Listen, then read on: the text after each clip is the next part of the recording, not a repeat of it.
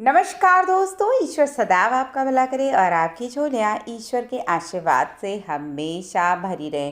तो दोस्तों, आज बात करेंगे धन रेखा के बारे में। देखिए, इस पर मैंने ऑलरेडी एक वीडियो बना रखा है, लेकिन ये जो दूसरा वीडियो है वो भी धन रेखा या आपके भाग्य रेखा से संबंधित है। देखिए, भाग्य रेखा या धन रेखा ये जो टॉपिक है इतना छोटा नहीं है कि किसी भी एक वीडियो में समेटा जा सके, क्योंकि प्रभु ने हमारे इतने करोड़ों अरबों की जनसंख्या में लोगों को बनाया है। तो उसी तरह से अनेकों भाग्य रेखाएं, अनेकों रेखाएं, छोटी छोटी रेखाओं का भी अपना एक बड़ा विशेष महत्व होता है और सभी को एक वीडियो में समेट पाना इतना आसान नहीं है। तो कुछ विशेष धन रेखाएं जो एक व्यक्ति के जीवन में बदलाव कैसे आएगा, या धन कमाने के तरीके में बदलाव कैसे आएगा, या व्यक्ति के धन कमाने का तरीका क्या रहेगा, या किस उम्र में ज़्यादा वो धन कमा सकेगा या उन्नति कर सकेगा, ये सभी बात इस वीडियो में हम कवर करने का प्रयास करेंगे। तो देखिए, सबसे पहले जो बेसिक चीज़ होती है उसकी, वो ये जानने का प्रयास करेंगे कि जो व्यक्ति है उसकी जो प्रमुख जो 3 रेखाएं हैं, वो सबसे पहली होती हैं उसकी हृदय रेखा। एक बार इसे फिर से लेंगे, ये थोड़ी ज़्यादा मोटी हो गई है, फिर से लेते हैं इसे। एक ये आपकी होती है हृदय रेखा, दूसरी आपकी होती है जीवन रेखा, और तीसरी जो होती है वो आपकी मस्तिष्क रेखा है।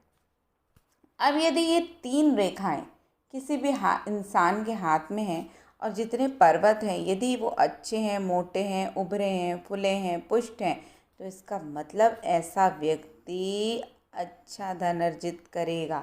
यदि हाथ की उंगलियों की और हथेली का जो रंग है हल्का गुलाबी लाल सा है, तो व्यक्ति धन के प्रति आकर्षित होगा और उसे आसानी से धन उसकी मेहनत की बदौलत मिल भी जाएगा।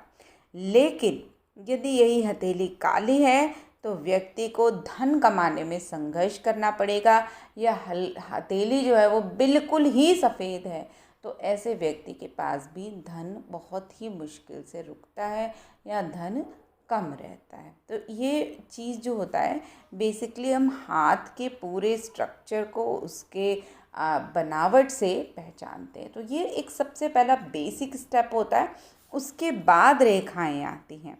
तो देखिए, अब बात करेंगे रेखाओं की। देखिए, मैंने पहले वीडियो में भी बताया था कि जो भी रेखा शनि पर्वत की ओर जाती है, अर्थात ये जो आपकी मिडिल फिंगर है ये शनि रेखा कहलाती है, और जो भी रेखा इस पर्वत की ओर जाती है, ये जो शनि का माउंट होता है वो जस्ट इसके नीचे, इस उंगली के नीचे होता है। तो ये जिसके भी नीचे जाती है, शनि पर्वत के नीचे जब भी जाती है, तो ये जो रेखा होती है वो धन रेखा या भाग्य रेखा इसे कहते हैं। अब एक जो सबसे बड़ी विशेष बात होती है, कितने लोग ये पूछते हैं कि जो हमारी धन रेखा है वो चढ़कर यहाँ तक आ गई है, ये अच्छी नहीं होती।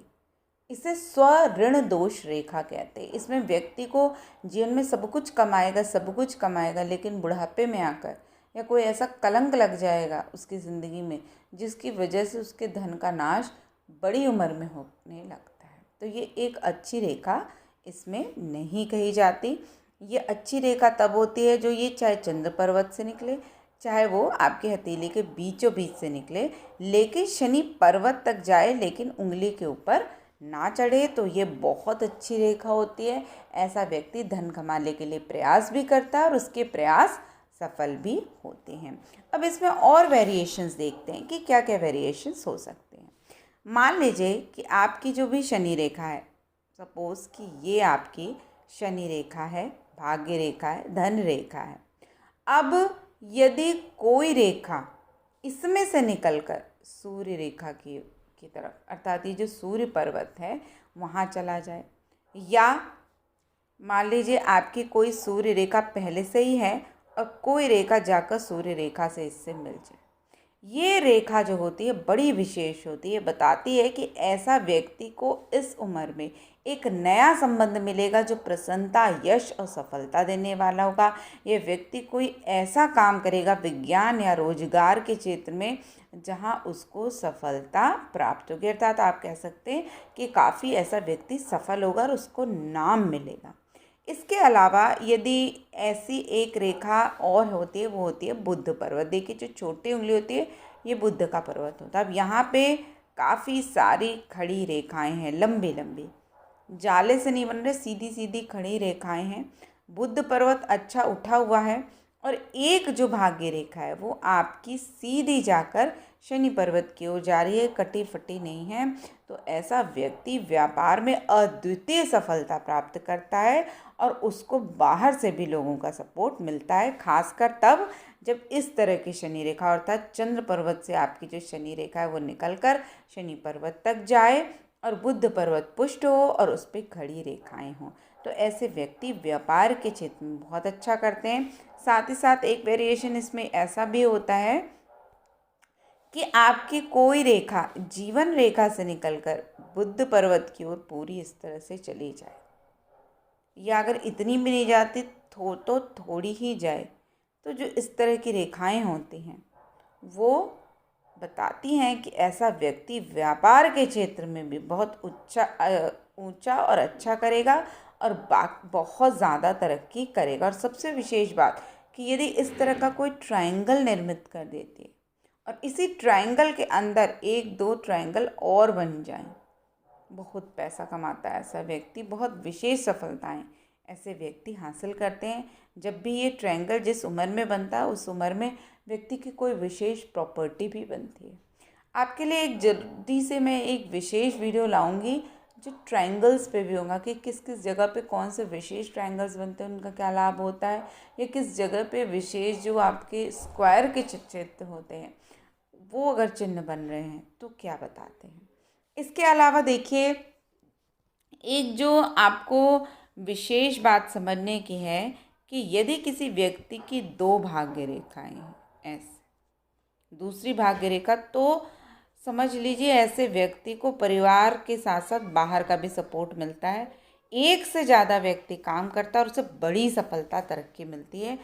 और इसके अलावा यदि ये रेखाएं साथ साथ चलें तो व्यक्ति के भाग्य को प्रबल करती है और आप ये कह सकते हैं कि ये व्यक्ति के भाग्य को प्रबल बनाने वाली रेखा है। इसके अलावा यदि कोई रेखा भाग्य रेखा या धन रेखा मंगल के क्षेत्र से अर्थात यहाँ से शुरू होती है तो ये बताता है व्यक्ति का जो भाग्य है वो यौवनावस्था में प्रारंभ होगा, अर्थात 32 से 34 वर्ष के बाद ज़्यादा अच्छा होगा। यदि आपकी जो भाग्य रेखा है वो नीचे से कहीं से ना आए और सीधे इस पर्वत के पास से आए तो 42वें वर्ष के बाद व्यक्ति धीरे धीरे ज़्यादा तरक्की और उन्नति करने लगता है। इसके अलावा देखिए एक रेखा और हो सकती है, जैसे कि कोई रेखा नीचे से चली और मस्तिष्क रेखा पर जाकर रुक जाए। मान लीजिए आपकी मस्तिष्क रेखा है और यहाँ पे वो रेखा रुक गई है। अब इसके बाद हो सकता है कि कोई रेखा ना चले, कोई भी रेखा ना है, तो बताता है कि भाग्य में कोई रुकावट होगी या भावावेश में कोई व्यक्ति इस वक्त कोई निर्णय लेगा। इसके अलावा यदि यहाँ पे कोई रेखा रुक गई और उससे थोड़ा सा अलग होकर कोई रेखा भाग्य रेखा प्रारंभ हो जाए, या जैसे यहाँ से या यहाँ से भी शुरू हो सकती है इस तरह से, तो ये बताता है कि ये जो समय रहेगा व्यक्ति के जीवन में एक बड़ा विशेष परिवर्तन आएगा। उसके धन कमाने के तरीके में भी परिवर्तन आ सकता है, या व्यक्ति का स्थानांतरण हो सकता है, या व्यक्ति का कोई बिजनेस या कार्य या जो भी चीज़ वो कर रहा है उसमें कोई विशेष बदलाव ज़रूर उस वक्त में आपको देखने को मिलेगा। इसके अलावा एक विशेष रेखा होती है कि यदि जो आपकी जो मस्तिष्क रेखा है इसके बाद यदि कोई रेखा मान लीजिए यहाँ तक आई, सपोज आपकी मस्तिष्क रेखा के पास तक आई और उसके बाद जो रेखा है वो बढ़े ना या टूटी फूटी बढ़े, इस तरह से बढ़े, तो ये बताता है कि जो ये परिवर्तन होगा ये बहुत ज़्यादा सौभाग्यवर्धक नहीं होगा, हानि को दर्शाता है। लेकिन यदि जो परिवर्तन है वो बिल्कुल सीधा इस तरह से जाता है तो बताता है कि व्यक्ति के भाग्य में कुछ बदलाव आएंगे और जिसकी वजह से उसकी ज़िंदगी में और भी ज़्यादा तरक्की या उन्नति होगी। एक रेखा ऐसी भी होती है जिसे लहरदार रेखा कहते हैं, जैसे कि थोड़ी फिर थोड़ी फिर थोड़ी गहरी, डार्क, गहरी, ऐसे होते हुए पहुंचे शनि पर्वत तक।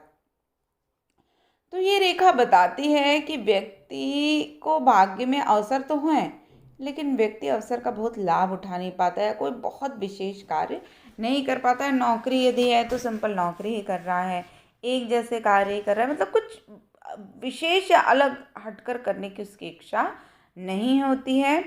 और व्यक्ति बहुत ज़्यादा किसी भी नई चीज़ को पाने का प्रयास नहीं करता, जो कुछ होता है उसमें संतुष्ट रहता है या उसी में वो अपने जीवन की परिणति मानता है।